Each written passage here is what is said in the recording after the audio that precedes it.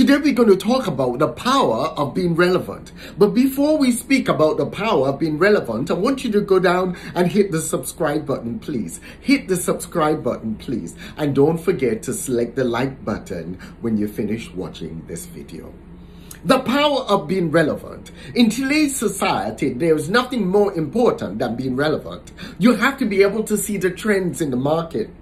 You have to be able to know what to invest in. You have to be able to know what to study, what to do that will help you to or juxtaposition you in such a way that you're able to look over the proverbial wall and see what's coming in the future. You're able to analyze and look at what's coming, and you're able to stay relevant. One of the things that I pray for every day is prudence, the ability to be able to make careful decisions and the ability to be able to make wise decisions, to put quite a bit of wisdom into my decision-making process. So I pray for prudence. So one of the things, in order to be relevant, you have to have prudence. You have to be able to be somebody who functions in great prudence. We're going to use 4 points today to talk about the power of being relevant. Point number 1, you have to extinguish the spirit of ignorance. You have to extinguish the spirit of ignorance. Too many people, what you do, you sit around and you listen to what everybody else is saying and you follow the masses instead of going out there and learning, instead of going out there and developing yourself, instead of realizing that whatever is in the well will always come up in the bucket. Instead of building you, instead of growing you, you go out there and what happens? Somebody says something, you go along with it. Somebody says something won't work and you believe it. Somebody says your idea is not a good idea. Oh, you need to quit and go do something else. But you got to learn to stick with it. You see, a diamond is a lump of gold under immense pressure. You see, sometimes life will squeeze you. Life will break you. Life will shatter you. But the fundamental thing is you can't give up on your dreams and you can't give up on what your Creator placed within your spirit. You have to go out there and give it all you can. Give it all you can. You have to give it all the gusto. You see, so you have to extinguish that spirit of ignorance.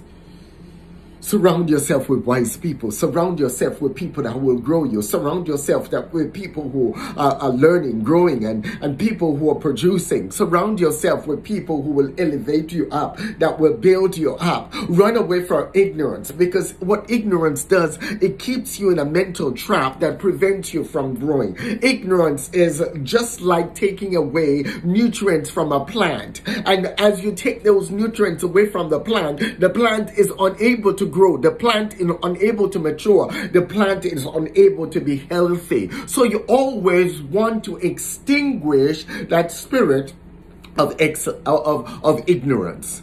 Point number 2, you have to embrace the flames of being a lifelong learner. You have to embrace the flames of being a lifelong learner. You have to get up every day and learn. You have to get up every day and grow. You have to get up every day and sharpen your skills. You have to get up every day and work on you. You have to get up every day and be the best version of yourselves. Whatever is in the well will always come up in the bucket. You have to get up every day and cultivate daily habits that takes you closer towards your goal. You have to get up every single day and learn. You have to get up every single day and grow. You have to learn, get the books that you need. Listen to the podcasts that you need. Implement what you're learning. Put it into action. And as you do that, and as you become a lifelong learner, then you'll grow. As you become a lifelong learner, then you're able to see and you're able to maintain a degree of relevance.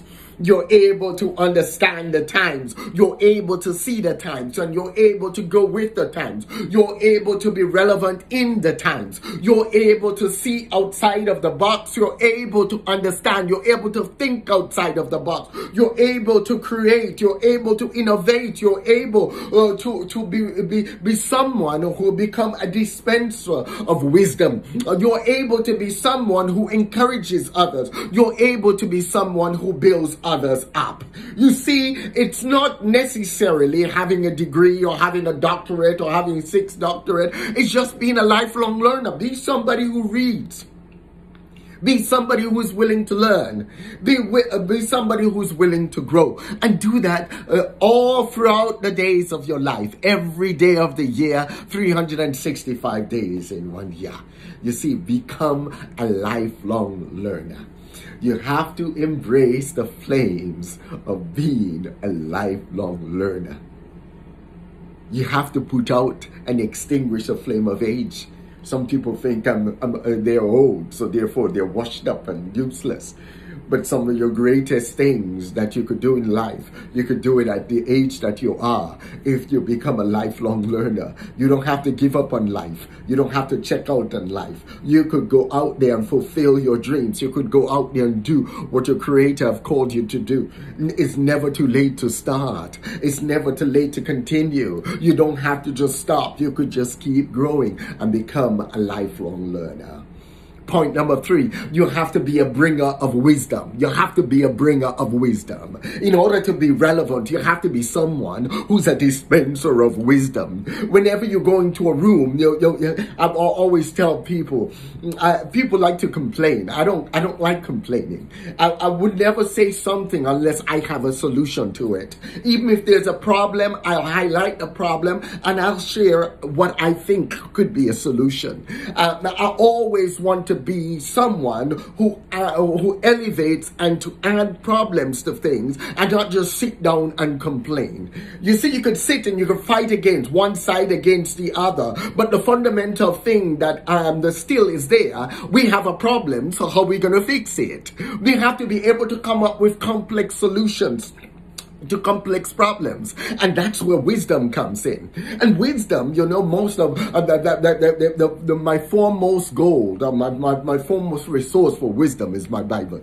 Now, I like reading the book of Proverbs. I read the book of Proverbs every day, a chapter every day, and I've been journaling on Proverbs for the last 8.5 years. A chapter every single day. You see, you got to get wisdom, and as you get wisdom, that wisdom is able to flow out of you. That wisdom is able to go forth and bring forth life. So you want to be like a Daniel, you want to be like a Joseph, you want to be like an Esther, as you're critically you're critically positioned and you're strategically positioned in areas. You want to be that bringer of wisdom. You want to be that person that brings wisdom into a room.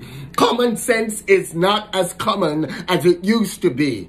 You see, when you get wisdom, you get common sense. And what you will find that as time goes on, common sense will become a rarity. And as you're able to come into a room with wisdom, people will compensate you for the fact that you're able to speak with common sense. You're able to speak with wisdom. You're able to speak with grace. So go out there, get wisdom, get common sense, and be a bringer of wisdom. Point number 4, you have to function with a discerning heart. You have to function with a discerning heart. That means you have to be able to discern the times. You have to be able to look and see. You have to be able to understand people's nature. You have to be able to understand who's who and what they're for. You have to look at people, look at their plan, look at what they do. If they don't show up on time, if they keep telling you you're going to do something and they don't do it, something is wrong.